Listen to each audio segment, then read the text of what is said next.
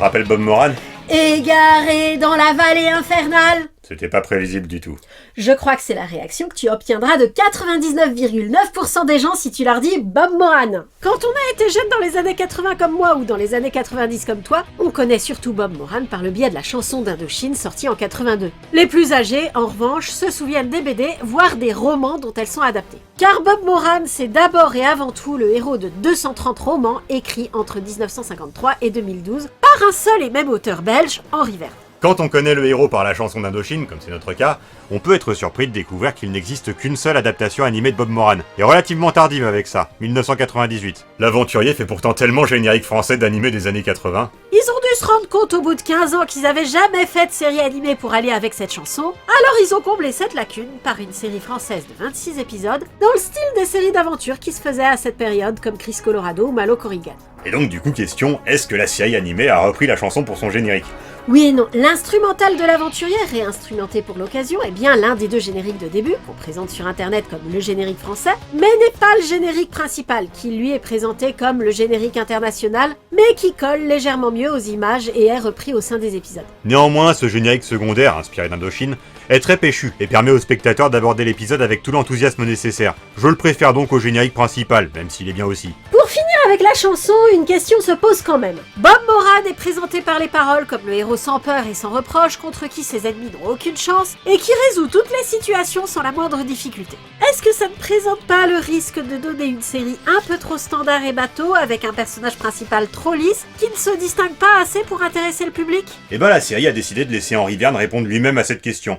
Car les auteurs ont fait le choix très surprenant d'adapter les livres, tout simplement. On s'en rend compte grâce au titre. Chacun des 26 épisodes de la série animée est l'adaptation de l'un des 230 romans. C'est un choix très surprenant car les romans adaptés sont parfois assez anciens et obéissent vraisemblablement à des codes qui ne sont plus ceux en vigueur pour la fiction jeunesse de la fin des années 90. Si des séries comme Tintin s'en tiennent comme Bob Moran à l'œuvre d'origine, la plupart des adaptations comme Blake et Mortimer ou plus flagrant Spirou incluent des scénarios originaux, voire font comme Conan l'Aventurier, s'inspirer librement des nouvelles mais s'en inspirer quand même, comme Batman qui reprend avant tout un état d'esprit dans une majorité de scénarios originaux, ou comme Fantomette qui reprend seulement les concepts de personnages pour les faire intervenir dans des intrigues inédites avec un contexte modernisé et un état d'esprit très différent. La question de la modernité se pose peu pour Bob Moran, dont les aventures s'étalent des années 50 aux années 2010. La série animée se passe dans les temps modernes. Et du coup, c'est des adaptations fidèles ou libres? J'ai pas lu les 26 romans dont sont adaptés les 26 épisodes. J'ai considéré que j'en aurais pas le temps. Donc mon choix s'est porté sur une série précise de romans, celle de la saga Ananke, pour des raisons que j'aurai l'occasion de donner. Il est impossible de dire si les romans que j'ai lus sont représentatifs d'un corpus dont l'écriture s'étale sur des décennies. Mais leur lecture, plus celle des résumés des autres tomes disponibles sur Wikipédia, me pousse à dire que ce sont des adaptations raisonnablement fidèles. Le style général est respecté, les personnages principaux, Bob Moran et Bill Ballantine, sont conformes à ce qu'ils sont dans les romans.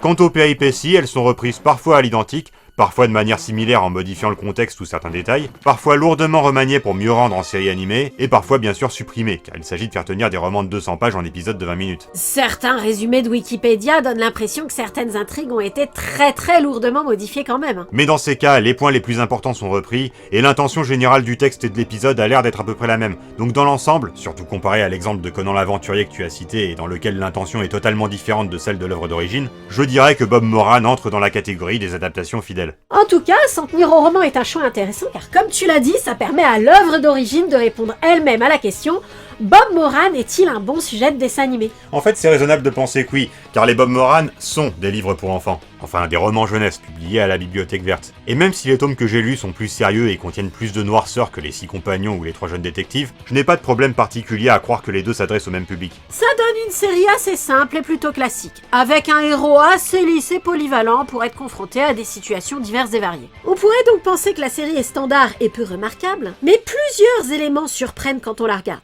D'abord, la violence. C'est une série très violente pour son genre. Moins bien sûr que ne peut l'être un Full Metal Alchimiste, mais immensément plus que Blake et Mortimer ou Batman de la série animée. Il y a des morts à l'écran qui sont très explicites et peuvent être assez graphiques. Rien que dans les 6 premiers épisodes que nous avons vus, dans le désordre à cause de la numérotation et des titres sur YouTube qui ne correspondent ni au contenu des vidéos ni à l'ordre chronologique, il y avait déjà une petite vingtaine de morts. En effet, s'il n'y avait pas l'époque et le format simple des épisodes pour démentir cette impression, présentation, on pourrait croire que c'est une série destinée à un public plus âgé. En tendance, je dirais que les premiers épisodes sont les plus violents, peut-être parce qu'ils sont adaptés plus directement et avec moins de recul, mais on continue d'avoir des morts jusqu'au bout. Par rapport aux romans que j'ai lus, qui eux sont adaptés dans les derniers épisodes, la série a supprimé les détails les plus sordides, mais a respecté les fondamentaux de leur état d'esprit. C'est de l'action sérieuse et violente, mais racontée dans un style assez léger et très bon enfant. Nous suivons donc les aventures de Bob Moran et Bill Ballantine.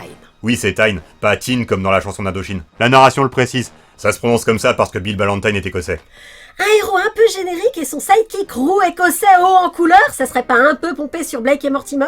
Je croyais que c'était surtout la série animée qui insistait sur les origines écossaises de Mortimer, là où les BD n'y faisaient généralement que de brèves allusions et distinguaient moins le caractère de Mortimer de celui de Blake. Oui, mais du coup, je me demande si ce choix de la série de mettre l'accent sur l'origine écossaise de Mortimer est inspiré par le personnage de Bill Ballantine dans Bob Moran. Bref, revenons à nos deux personnages principaux. Nous reviendrons sur la structure de la série, mais celle-ci n'est pas suffisamment à suivre pour nous livrer leur origine. On sait que ce sont vraisemblablement d'anciens militaires.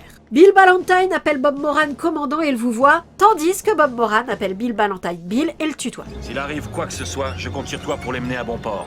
Vous pouvez compter sur moi, commandant. Les pages de présentation des livres de la Bibliothèque Verte donnent des précisions, mais elles ne sont pas assez intéressantes ni pertinentes dans la série pour qu'on les rapporte. Ouais, quand même, un petit commentaire sur un détail. Ces encarts de présentation précisent que cette question de vouvoiement découle du fait que Bill Ballantine est anglophone et que le tutoiement n'existe pas en anglais. Mais si vous me passez l'expression, je trouve ça bullshit. Ça ne justifie pas le commandant, et le fait que Bill appelle Bob par son grade, lui, justifie le vouvoiement. Dans tous les cas, cette explication ne colle pas avec la série, car Bill tutoie Bob une fois dans un épisode, alors qu'il le croit mort. Je te vengerai, Bob. J'aurai la peau de Ming, même si je dois aller le chercher jusqu'en enfer. C'est censé être très émouvant. Ça l'est. Sinon, Bill Ballantine et Bob Moran sont des héros archétypaux standards, archi-standards. C'étaient les 4 fantastiques de la BD franco-belge avant même d'être adaptés en BD franco-belge. Si on veut être plus précis, il y a un côté un peu modestie blaise. Nos héros ont l'air d'être des super guerriers d'élite qui ne savent plus quoi faire d'eux-mêmes en temps de paix, donc mettent leurs compétences très particulières au service de causes diverses et variées. En fait, les deux partenaires sont continuellement impliqués façon Tintin, c'est-à-dire à moitié involontairement, dans des aventures extraordinaires autour du monde, avec une forte composante science-fiction. Du coup, plutôt qu'à Tintin, Bob Moran serait comparable à Yoko Tsuno. À ceci près que lui, il va jamais dans l'espace. À la place, il visite d'autres dimensions. Mais quitte à rester sur de la BD franco-belge, je dirais que la dynamique entre Bob Moran et Bill Ballantine dans les livres m'a surtout fait penser à celle entre Astérix et Obélix. D'abord car comme je l'ai dit, le style des dialogues est plutôt léger et bon enfant, et les personnages échangent fréquemment des plaisanteries et autres considérations un peu sans rapport avec l'action qui donne un effet comique. Ensuite parce que Bob Moran est tout en subtilité et en ruse comme Astérix, là où Bill Ballantine est tout en muscle comme Obélix. Les dialogues de la série sont persuadés que Bill Ballantine est gros. Eh ben, c'est pas trop tôt, mon gros. Costaud, commandant, costaud. Ils sont même assez insistants là-dessus. Alors c'est probablement ça qu'ils appellent un petit déjeuner.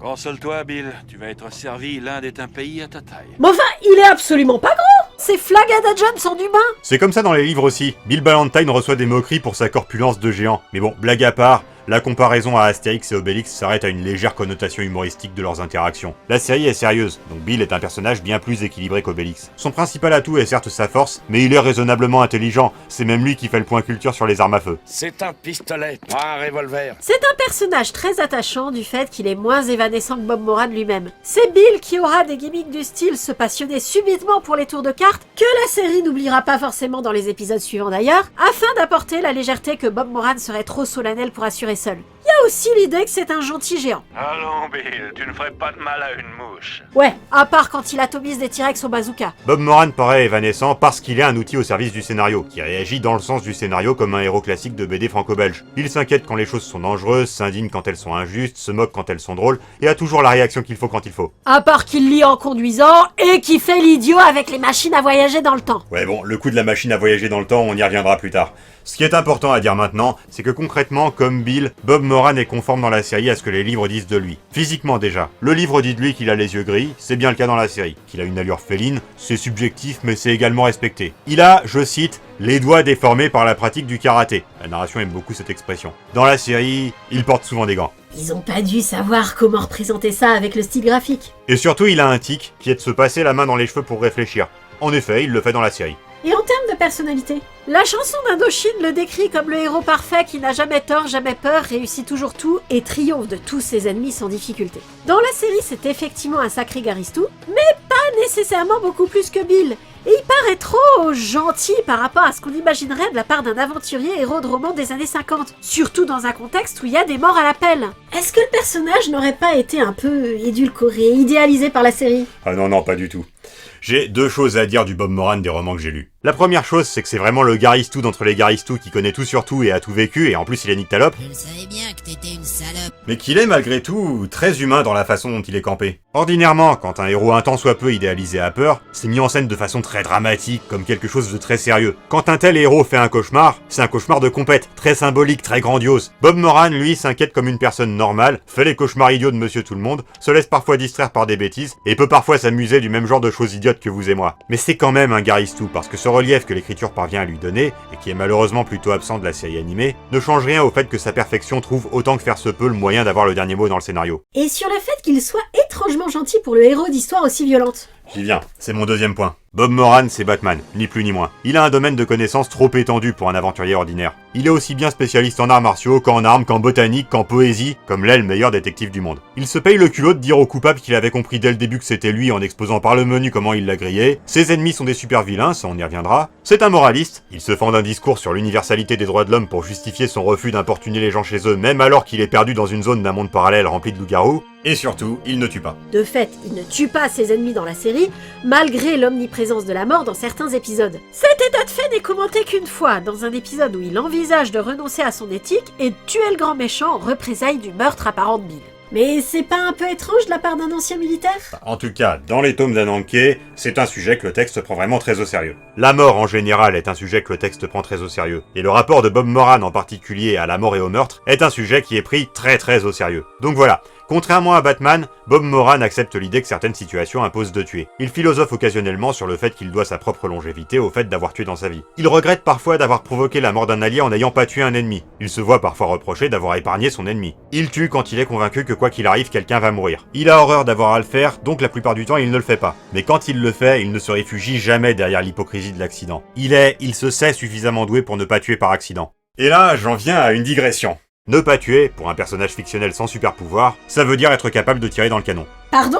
J'ai remarqué un motif récurrent présent dans les livres comme dans la série animée, comme dans les adaptations animées de Batman, qui est que leur capacité à ne pas tuer est consubstantielle du fait qu'ils sont capables de désarmer leur adversaire en tirant des projectiles précisément à l'intérieur de leur arme de manière à la rendre inutilisable. C'est vrai que le coup de tirer des batarangs dans le canon des armes à feu, Batman le fait tout le temps en animation et jamais dans les films live. Certains films live Batman sont très bien, mais Batman lui-même n'est jamais très convaincant, ce qui peut paraître étrange pour LE super-héros réputé réaliste, du fait de ne pas avoir de super pouvoir. Ça tiendrait à ça ? Au fait que ce qui rend Batman crédible, c'est qu'il tire dans le canon ? Ce serait grotesque de dire que ça tient à quelque chose d'aussi dérisoire, à un détail aussi insignifiant. Et pourtant... Cette compétence irréaliste, ce motif visuel assez romantique, illustre pleinement ce que c'est qu'être un héros qui ne tue pas. C'est « Schlack, maintenant moi j'ai une arme et toi t'en as plus. J'ai gagné, t'as perdu. Si tu insistes, je vais aussi te mettre une patate, mais le combat est fini et tout le monde va bien. » Quand Batman ne fait pas ça, on voit juste un mec qui cogne très fort sur d'autres mecs armés, et on est obligé de croire à les dialogues sur parole quand ils disent que personne n'est mort. Enfin, je sais pas, peut-être que je divague. En tout cas, en général, Bob Moran ne tue pas. À la place, il tire dans le canon. Bob Moran et Bill Ballantine sont présents dans tous les épisodes. Il y a 2 autres gentils récurrents qui interviennent de manière plus épisodique, mais qui sont tout de même dans le générique. Le professeur Clérambar, un archéologue qui est une sorte de professeur tournesol en moins sourd, donc en plus sérieux et en plus lisse, dont la principale particularité est d'avoir un tatouage sur le bras.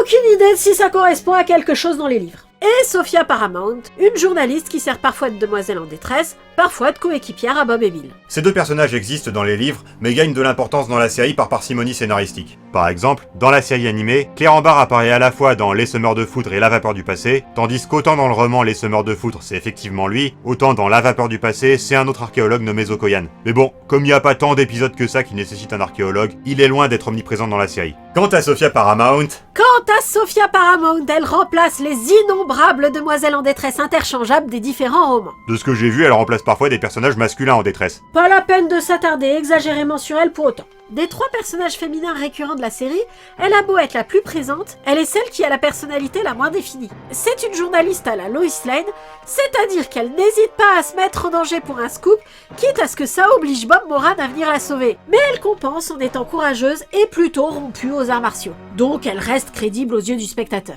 Comme elle remplace à elle toute seule d'innombrables demoiselles en détresse des romans, elle a une vague amorce d'intrigue romantique avec Bob Moran dans un épisode, mais ce n'est pas poursuivi. Ce qui pose la question de la structure de la série. On l'a comparée à Chris Colorado et à Malo Corrigan. Est-elle à suivre comme Chris Colorado ou pas à suivre comme Malo Corrigan? Ni l'un ni l'autre. Il faut impérativement regarder les épisodes dans l'ordre. Donc se munir d'un listing d'épisodes. Et si vous regardez sur YouTube, de la correspondance que nous fournissons en description de cette vidéo. Mais ce n'est pas parce que la série aurait une intrigue suivie avec un début, un milieu et une fin. C'est parce que la série est constituée de plusieurs sagas entremêlées dont les épisodes se suivent. C'est un autre élément surprenant pour le genre et l'époque. Chaque épisode de la série appartient soit à la saga du Smog, soit à la saga du Dr Xatan, soit à la saga du Colonel Staggart, soit à la saga de l'Ombre Jaune, soit à la saga de la Patrouille du Temps, soit à la saga Ananke. Les épisodes appartiennent tous à l'une de ces 6 sagas, aucun n'appartient à 2 sagas à la fois. Y a pas de crossover entre méchants, c'est très cloisonné. Là encore, ça rappelle Yoko Tsuno, où pendant les 17 premiers tomes,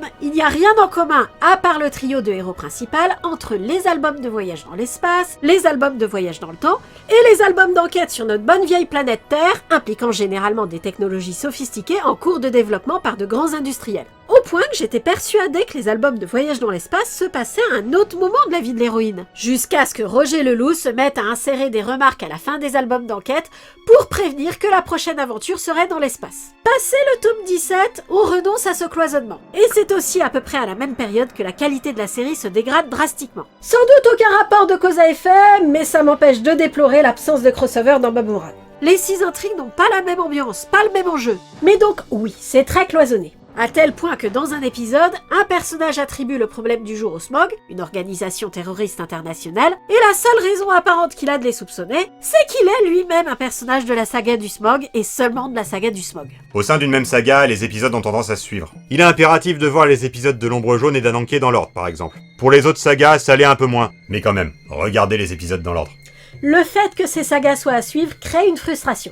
C'est qu'à part celle d'Ananke, elles n'ont pas de fin, alors que la continuité en leur sein laisse espérer qu'il y en aura une. Donc ne soyez pas déçus, les épisodes de chaque saga ont beau se suivre, ils ne s'acheminent pas vers une conclusion. Ils sont seulement centrés autour d'un personnage ou d'un groupe de personnages récurrents. Considération un peu générale. Comme dit précédemment, la série a une forte composante science-fiction fantastique. Et dans tous les épisodes, les scénarios gravitent autour de machines infernales de savants fous, de créatures fantastiques, de mutants, de substances chimiques aux effets spectaculaires, de concepts de science-fiction style voyage dans le temps ou dans les dimensions, parfois tout ça à la fois. Ça peut surprendre. Vu de loin, le concept de Bob Moran peut laisser envisager quelque chose de plus terre-à-terre et de plus ancré dans la réalité. Mais au contraire, la série n'hésite pas à mettre en scène des éléments franchement surnaturels sans leur donner beaucoup d'explications. J'ai l'impression, d'après les romans que j'ai lus, que c'est soit parce que l'auteur croit lui-même au surnaturel, aux forces de l'esprit, aux choses comme ça, soit parce que ça l'amuse de faire référence à des légendes urbaines de son époque et de les incorporer dans son récit avec le naturel qu'on réserve plutôt aux faits avérés. Ce qui est sûr, c'est que la série n'hésite pas à mettre en scène des choses totalement irréalistes, qu'elles soient de l'ordre de la technologie ordinaire mais utilisées de manière impossible, ou de l'ordre du carrément magique. Comme par exemple quand on essaie de nous faire croire que les Parisiens peuvent survivre au fait que la ville soit totalement congelée, alors qu'on panique dès 4 flocons de neige.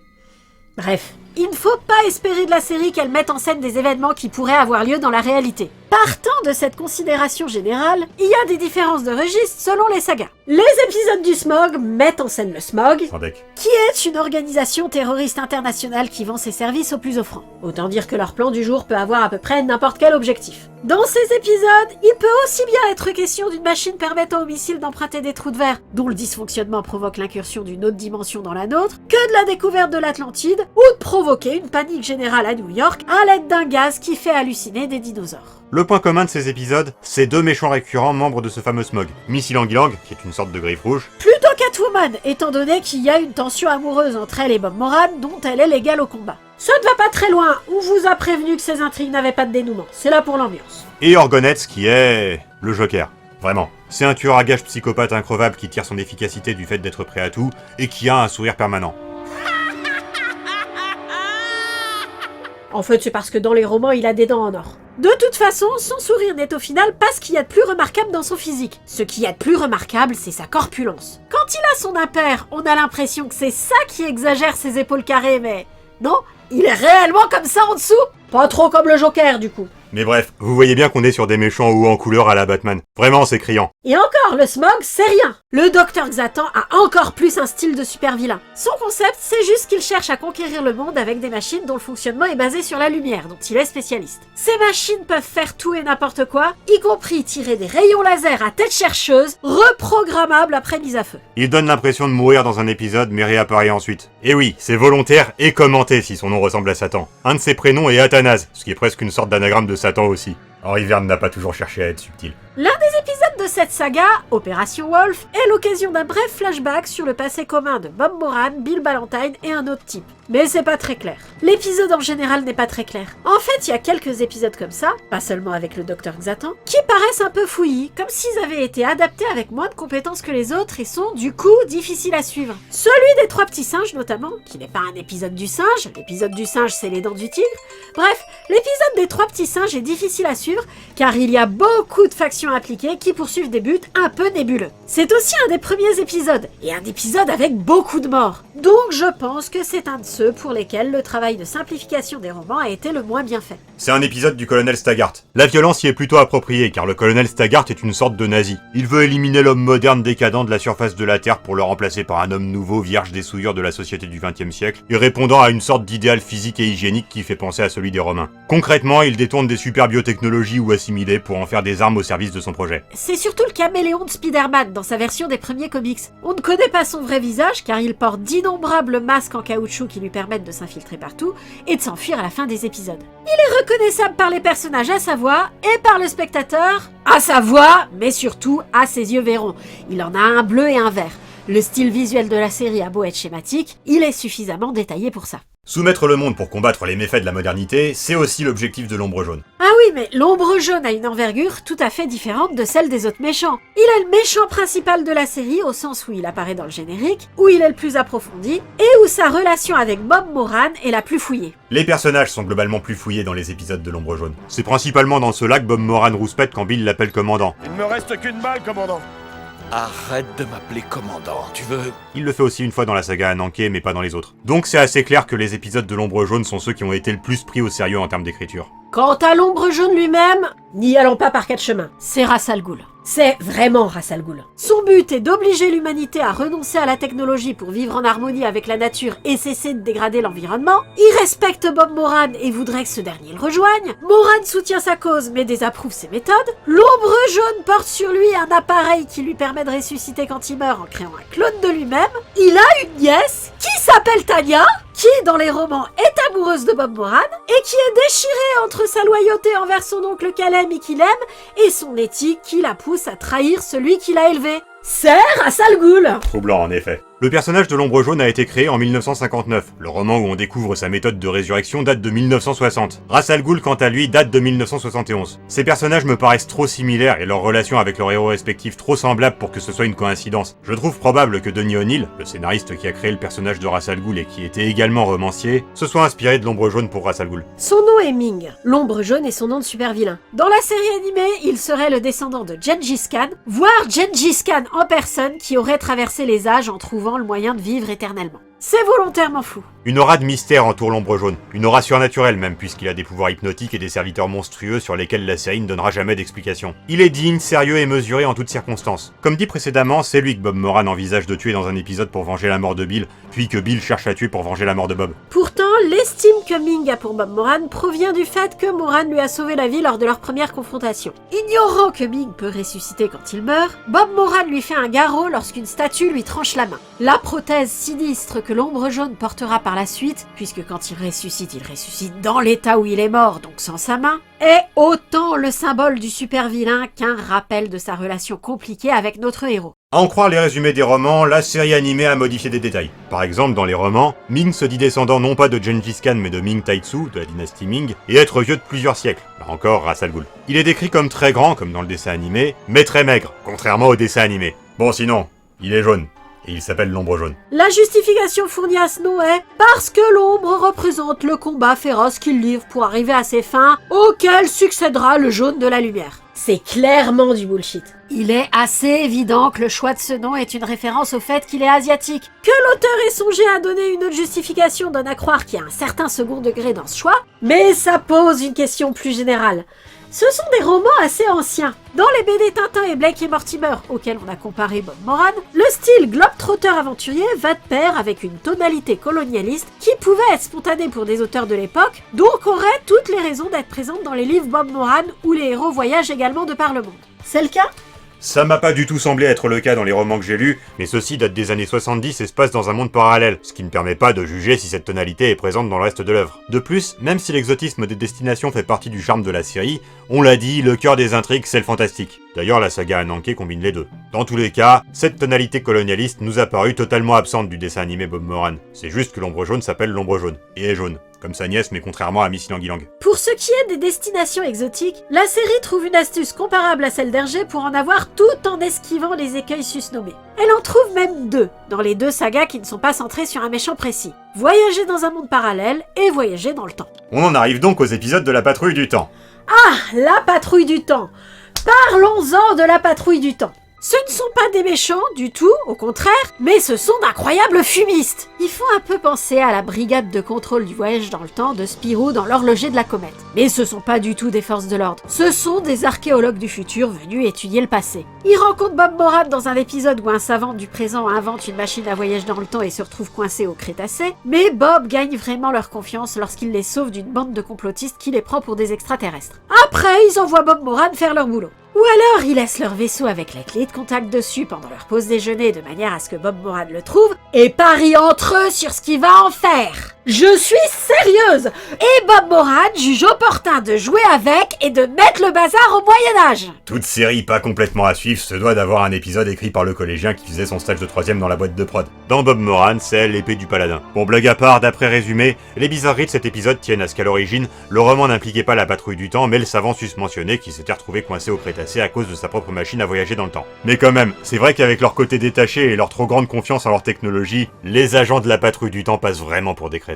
Par contre, l'écriture a essayé de faire preuve d'un peu d'esprit critique. Dans un épisode, on confie à Bob Moran la tâche de découvrir ce qui est arrivé au peuple de Mu. Oui, le même que dans les cités d'or. La cité de Mu a été détruite par une bombe atomique dans le cadre d'une guerre de succession. Les héros arrivent avec leur machine après la catastrophe et découvrent que les interférences électromagnétiques causées par la bombe créent une barrière qui empêche de remonter plus loin dans le temps avant l'explosion. Vu que dans un épisode précédent ils ont été au Crétacé, on suppose que ce phénomène est local et pourrait être contourné en s'en donnant le temps et les moyens. Mais disons que c'est déjà un bel effort pour justifier le scénario. C'est plus d'efforts que n'en fait la dernière saga, celle d'Ananke, qui balance juste un peu tout ce qui lui passe par la tête pour faire un dernier quadruple épisode se passant dans un monde parallèle. Ce sont donc les épisodes 23 à 26. Ils adaptent une partie des péripéties des 5 tomes que j'ai lus. Le point de départ en est le même. Un homme, Simon Luce, s'est rendu immensément riche grâce à la porte vers un monde parallèle qu'il a accidentellement découverte à l'entrée de son jardin. La cupidité ayant progressivement eu raison de ses scrupules, il s'en sert depuis des décennies pour détrousser des visiteurs dont on ne retrouve jamais la trace et qu'aucune piste sérieuse ne relie suffisamment à Simon Luce pour qu'on puisse l'inquiéter.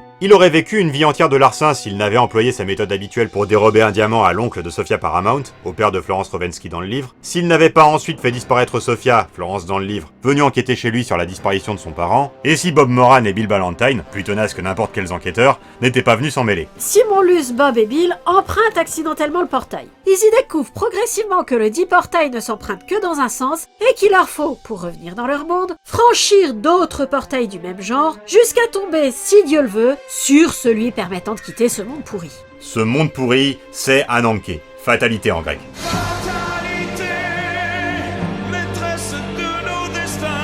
Il est organisé en sous-mondes concentriques qu'il faut traverser pour passer de muraille en muraille, de porte en porte, jusqu'au centre de ce monde depuis lequel on peut en sortir. Dans le livre, nos héros y seront confrontés entre autres à des hommes-oiseaux, à un désert de glace, au cercle de l'enfer réservé à Dracula, à des arbres carnivores, à des cultistes qui pratiquent des sacrifices humains, à des hommes volants, à des mutants sans yeux, à une nuit mortelle, à des loups-garous. La série animée a gardé certaines anecdotes à l'identique, en a modifié d'autres à des degrés plus ou moins importants, en a supprimé beaucoup pour des raisons évidentes de durée d'épisode, et surtout en a complètement modifié la fin. Ça se veut l'apothéose de la série. C'est pour ça que ce sont ces livres-là que tu as lus ?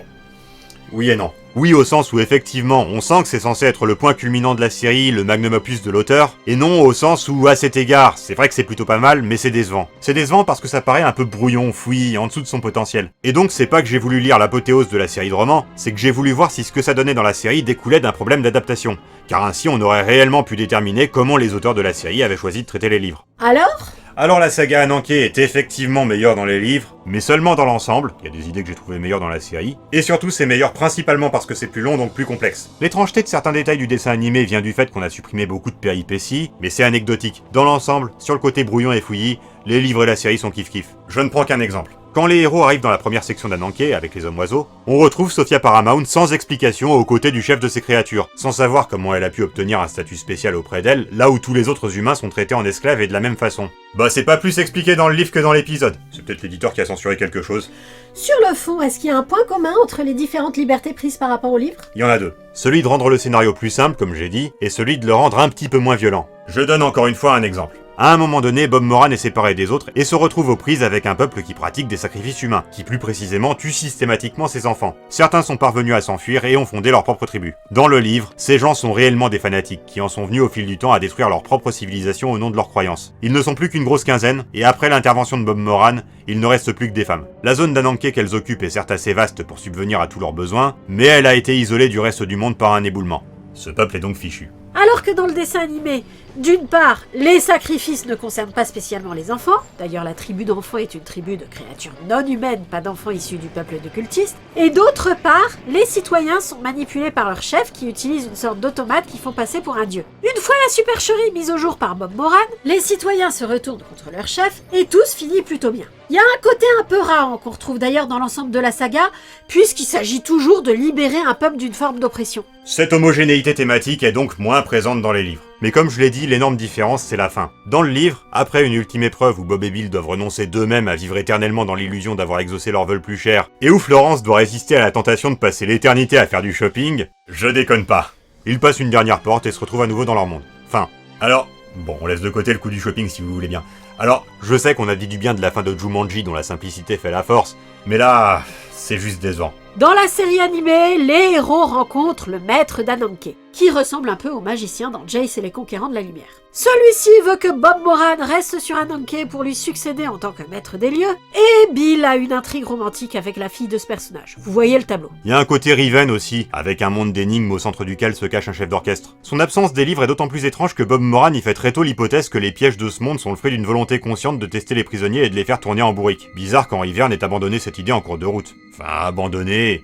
Non, on reste jusqu'au bout sur l'idée qu'il s'agit d'épreuves. Mais la conscience derrière ces épreuves n'apparaît pas en personne dans le récit. Bah, pas plus que dans Jumanji, tu me diras.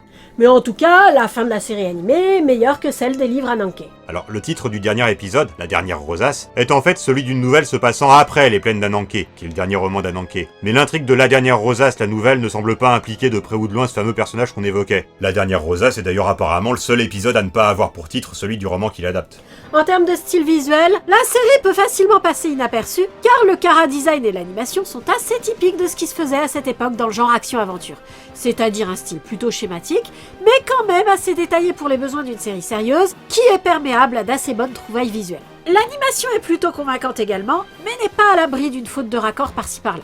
Le principal reproche concerne les dialogues. Ils sont plutôt pauvres et plan-plan, ce qui déçoit dans une série française qui n'a pas l'enjeu de la traduction. La structure de certains fait penser à des dialogues du livre qui auraient été raccourcis pour l'adaptation. Il y a de ça dans la saga Ananké, effectivement. Mais ce qu'il y a aussi, c'est que les dialogues des livres que j'ai lus ne sont pas plaisants par leur style, mais par leur contenu. Les personnages s'attardent sur des détails insignifiants de ce dont ils sont en train de parler et ça crée un effet comique. Mais ce ne serait pas approprié dans des épisodes de 20 minutes. J'ai déjà eu l'occasion de dire que la série avait dû opérer des simplifications et que c'était dommage. Bob Moran est globalement une série assez simple, dont le principal mérite est le classicisme. La bizarrerie de certains scénarios et la pauvreté de certains dialogues, dus à l'adaptation, n'empêchent pas d'adhérer aux ambiances multiples des épisodes et à leur forte composante science-fiction fantastique qui reste plaisante jusqu'au bout. Mais le principal intérêt de la série, c'est le projet derrière. Faire une adaptation raisonnablement fidèle de livres bon enfant mais avec de la violence, qui non seulement donne un résultat assez atypique quand on regarde la série dans le détail, mais surtout permet réellement de découvrir l'œuvre d'origine et son univers sous forme animée.